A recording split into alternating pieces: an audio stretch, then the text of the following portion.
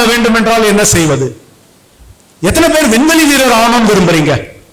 Astronaut, காஸ்மோநாட். இந்தியாவில் அதுக்கு பேரு வியாமோநாட். வியாம் என்றால் விண்வெளி என்ற அர்த்தம், வியாமோநாட் என்றால் இந்திய விண்வெளி வீரர் என்ற அர்த்தம். இந்தியாவில் விண்வெளி வீரராக எங்கு விண்ணப்பிக்க வேண்டும் தெரியுமா? விண்வெளி வீரர் ஆகணும்னா அப்ளிகேஷனை யாருக்கு போடணும்? இந்தியாவில் விண்வெளி வீரராக வேண்டும் என்றால் நேரடியாக நீங்கள் விண்ணப்பிக்க முடியாது. இதுதான் உண்மை. அப்போ எப்படி சார் விண்வெளி வீரராக?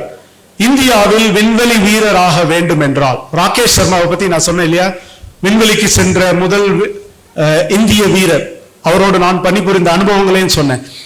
அவர் இந்திய விமானப்படையினுடைய போர் விமானி. ஆக இப்பொழுது இந்தியாவில் விண்வெளி வீரர் ஆக வேண்டும் என்றால் முதலில் நீங்கள் போர் விமானியாக இருக்க வேண்டும். இப்பொழுது இந்தியா விரைவில் செலுத்த இருக்கிற ககன்யான் திட்டத்திலும் விண்வெளி வீரராக செல்ல இருப்பவர்கள் யார் தெரியுமா?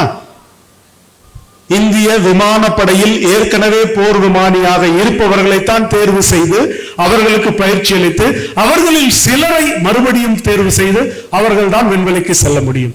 ஆக நீங்கள் விண்வெளிக்கு செல்ல வேண்டும் என்றால் முதலில் போர் விமானியாக வேண்டும்.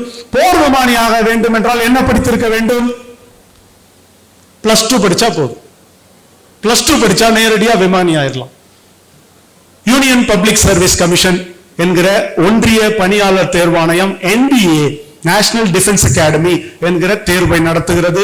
எல்லா 12ஆம் வகுப்பு படித்தவர்களும், அதிலும் குறிப்பாக நீங்க மேத்தமேட்டிக்ஸ் அண்ட் பிசிக்ஸ் படிச்சிருக்க வேண்டும். அதில் நீங்கள் 60% மேல் மதிப்பெண் பெற்றிருக்க வேண்டும். உங்கள் 12ஆம் வகுப்பு மதிப்பெண் இதற்கு ஒரு பொருட்டல்ல.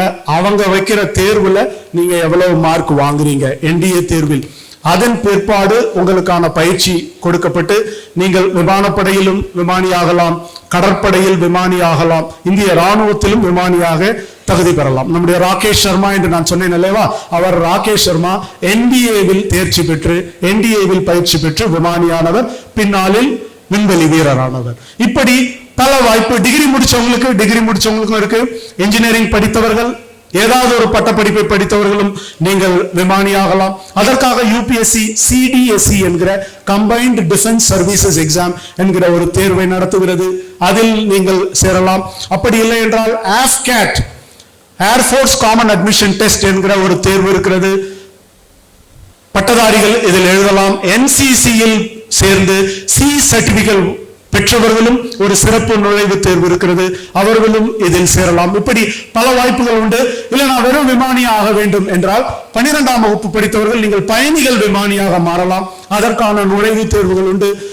அதை நீங்கள் படித்து DGCA என்கிற directorate general of civil aviation என்கிற போக்குவரத்து ஆணையகம் நடத்துகிற தேர்வில் நீங்கள் வெற்றி பெற வேண்டும். அதற்கான பயிற்சிகளை வழங்குகிறார்கள்.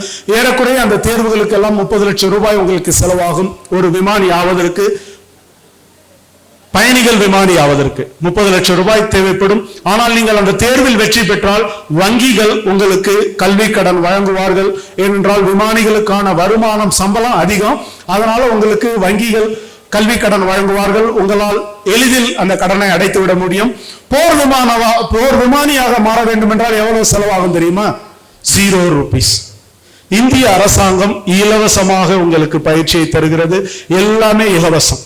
நீங்கள் இந்தியாவில் இந்திய வானத்தில் பணியாற்றுகிற வாய்ப்பை இலவசமாக நீங்கள் பெறுவீர்கள்.